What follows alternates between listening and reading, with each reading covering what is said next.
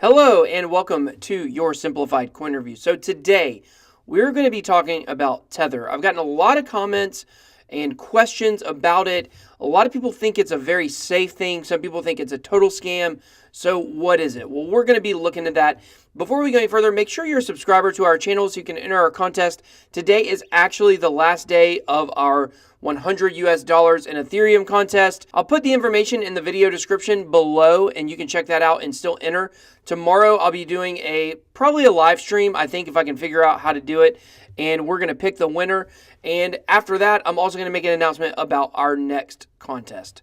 So back to the situation at hand. So I've put this picture up on the screen, as you can see, and this has absolutely nothing to do with crypto, but it says, can you open this cupboard without breaking the plates? That's the question hundreds of Facebook users are attempting to answer after one woman shared her dilemma via the social networking site. Okay, so what does this have to do with Tether? Well, this reference, first of all, was made on another website. It was on Hacker Noon, so I'm not going to take credit for coming up with this idea, how this picture relates to Tether. But as long as the cupboard is closed, the plates or bowls, I think they're really bowls, not plates, in my opinion. But the bowls are not broken. They're still fully intact.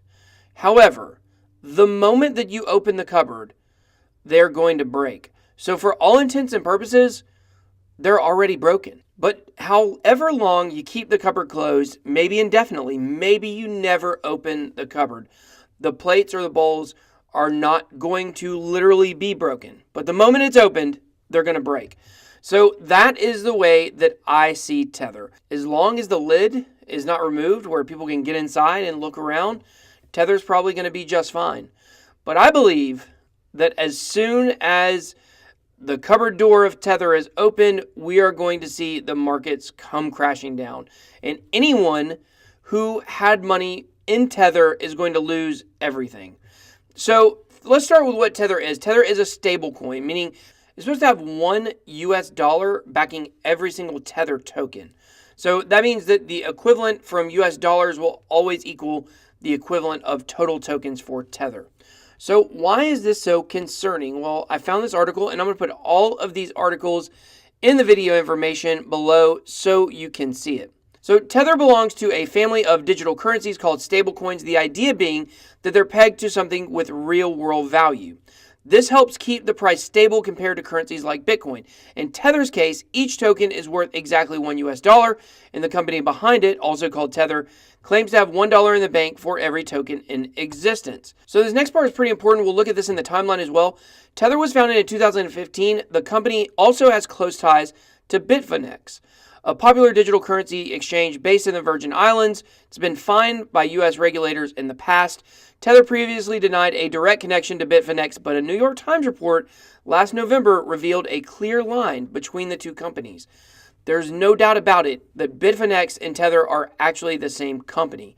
So, of course, none of that by itself is extremely troubling. Like a lot of people think Bitfinex is a big exchange.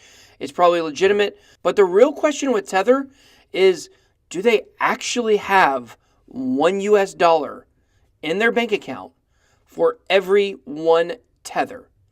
And a lot of people think the answer to that question is no, and they've been very shady, and there's been zero transparency in showing that they have the amount of funds that they say that they have.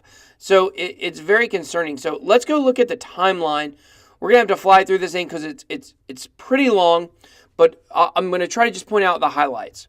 So in 2012, Bitfinex, the company that becomes the parent company for Bitfinex and Tether, is founded. July 2014, Bitcoin Foundation director and former child actor Brock Pierce announces Realcoin, a cryptocurrency backed by US dollar. Realcoin is owned by Mastercoin, or is built on Mastercoin, now called Omni, which is the platform some other ones are built on as well. Protocol that runs on top of Bitcoin. Pierce founds the company along with software engineer Craig Stellers. So September 2014, they talked about how they said that they're different companies. In November 20th, 2014, Realcoin rebrands to Tether, stating it wants to avoid association with altcoins.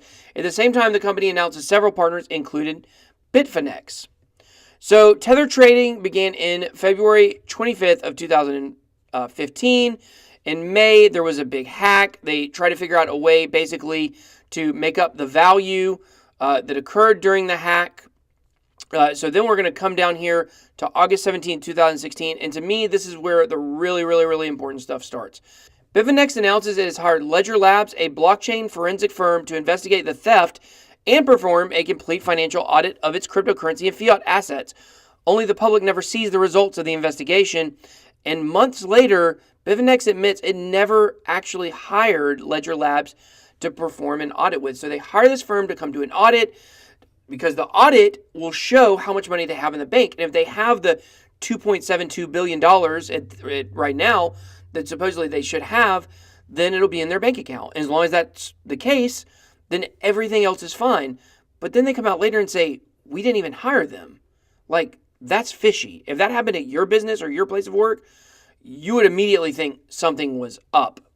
So in March of 2017, Wells Fargo, the last bank willing to process Bitfinex transactions, cuts off all services to Bitfinex and Tether.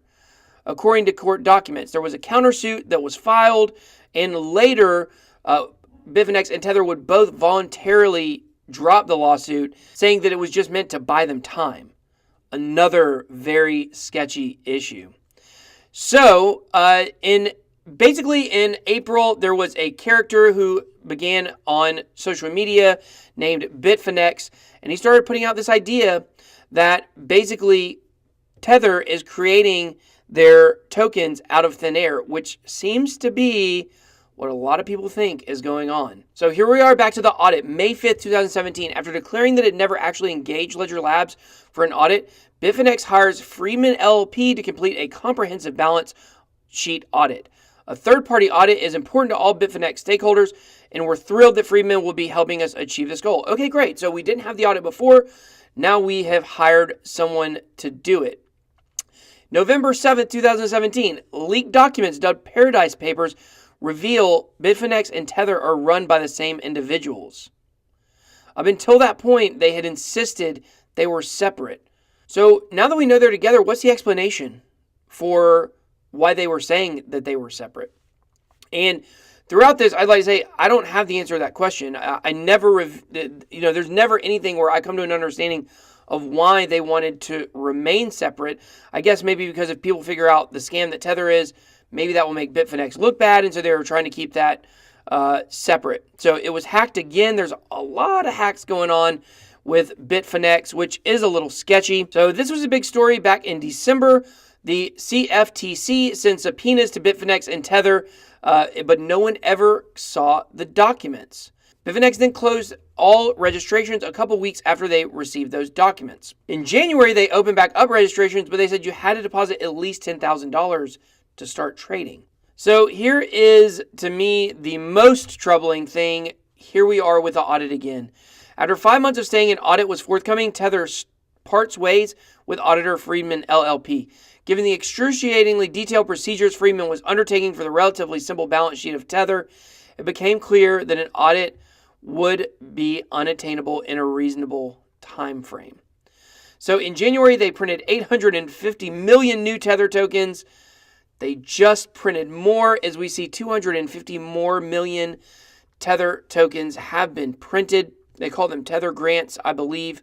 And a lot of people are accusing them of using the printing of the Tether tokens to be able to manipulate the markets, and that people on the inside are doing insider trading. And this is one thing that the social media character Bitfinex brought up.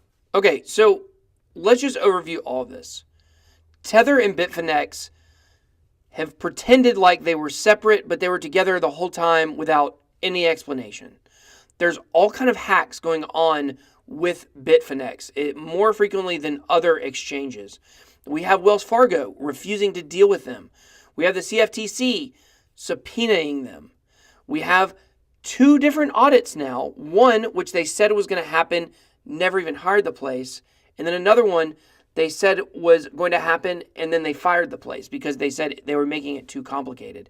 And here we are now, several years after Tether was started, and we have no answers. We have no way to see the bank account to know whether or not there is $1 for every Tether token out there. It'd be very easy for this to happen. Just do the audit, find someone to do a simple audit, and show us the money. But until that money is seen, what we're looking at is a bunch of bowls behind some glass in a cupboard.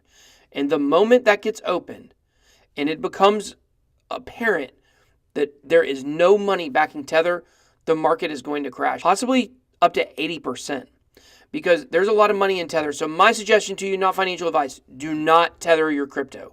There are other stablecoins. Circle is actually coming out with a stablecoin that most likely can be trusted. A lot of people like True US Dollar, but once it got on Binance last week, the price went up to 130%, or it went up 30% above $1 US. That should never happen. Stablecoins should equal between 99 cents and $1.01 at all times. If not, you should be concerned. So personally, I'm staying away from stablecoins. If I want to pull my money out of crypto, I'm just going to pull it out through Coinbase and pull it out, put it in my bank account again. But if you guys have huge amounts of crypto, then maybe that's not possible for you to take it out. But I want you to have all the information. I'm going to put all these links down below. Read it, do your own research, and let me know, what do you guys think about Tether? Is it safe? Do you think it's safe? Personally, I don't think it's safe. So I'm going to stay away from it at all costs. I tethered one time, started doing some research onto it, realized it wasn't what I wanted to do. So I hope you've enjoyed this video. I hope this gave you a little bit into what I consider much more than just a conspiracy theory on Tether, but what some actual real concerns are with it. Read the links below. I would like for you guys to read those and get your own knowledge of it. Don't forget to subscribe, enter our contest. Thanks for joining. That was your Simplified Coin Review.